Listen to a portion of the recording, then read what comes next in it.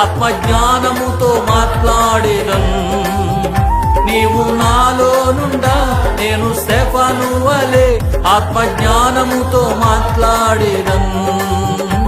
దేవదూతల రూపములు మారిపోదును, దేవదూతల రూపములు మారిపోదును. అభిషేకమా ఆత్మాభిషేకమా నన్ను దీవింప నాపైకి దిగిరమ్మయ్యా.